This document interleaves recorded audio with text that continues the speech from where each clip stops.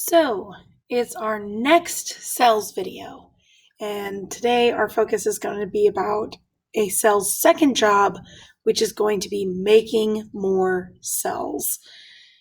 So what does a cell's life look like? A cell's life is divided up into several stages. The first is gap 1, which is where the cell carries out normal functions. And when we say normal functions, we mean things like photosynthesis or cellular respiration, making proteins, the things that a cell needs to do to survive and live. That's going to be gap 1, G1. It's also sometimes referred to as growth phase 1. Synthesis, which is the next phase here on this diagram, is going to be the start of the cell preparing to divide. So when we say DNA synthesis, basically what we're saying is we're making a copy of our DNA during synthesis phase. Then we're going to have gap 2 or G2, which is where the cell really starts to get big enough to divide, and it's also going to be the stage where the cell is further preparing for division. And since we've been preparing for division for 2 phases now, it will probably come as no surprise when you look at mitosis and it says cell division. Mitosis is where the cell divides into 2 cells, and then the whole process continues again. So there is a form of cell death, which we will talk about a little bit later, but the cell's life cycle is really more of a growing, dividing kind of lifestyle. So like we said, G1 is normal functions. This is what the cell does when it's just living. But sometimes there are certain cells that never leave G1. They're never going to divide. They're just going to carry out normal functions for the rest of their existence. When you have a cell like that never leaves G1, we say that cell is in G0. G0 is the phase where cells are just living, they're just carrying out their normal functions, they're making proteins, they're carrying out photosynthesis, cellular respiration, they're not doing anything else. Again, the cell preparing to divide by copying the DNA during this phase. That's what we do during synthesis. And then G2, again, more growth, preparing for division. When we say the cell is preparing for division, one of the things that the cell does is it checks to make sure that it's ready to divide. So we call those checkpoints. One of the things that the cell checks is that it has enough cytoplasm to support 2 different cells. And if it doesn't, it gets more. It makes sure that the DNA has been properly copied so there aren't errors in that copied strand of DNA. It checks to make sure that it has enough proteins to carry out cell division. It's just basically going through a long checklist to make sure it's ready to divide. Then we have mitosis. Mitosis is where the cell is dividing into 2 different cells. And with mitosis, we're going to spend a little bit more time talking about that kind of on its own.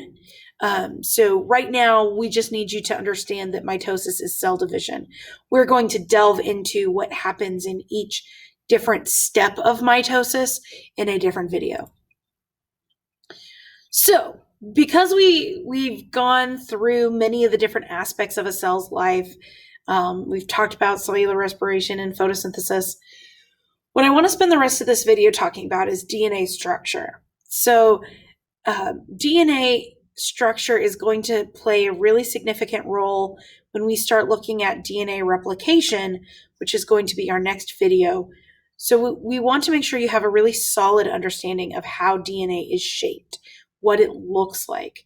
So in order to do that, we're going to take some time and we're going to kind of talk through what happened, what DNA looks like. DNA is what we call a double-stranded molecule. That means it has two backbones and it looks like a twisted ladder. Here is a molecule of DNA. Again, this is an artist rendition, so it's not perfect, but it does show you some very important things, like this DNA has this twisted ladder shape. So you can see the two backbones here kind of twisting on top of each other. So you can see that happening here. And if we zoom in on this DNA strand, we get something that looks like this. So this is that blue backbone that you can see here in this picture, that kind of ribbon-looking thing. We call that the backbone of DNA. The backbone of DNA is made up of a phosphate group and a deoxyribose sugar. It also has a nitrogen-containing base, but these nitrogen-containing bases are what make up the rungs of this twisted ladder you see over here. There are 4 different types of nitrogen-containing bases: adenine, thymine, cytosine, and guanine. They are abbreviated ATCG.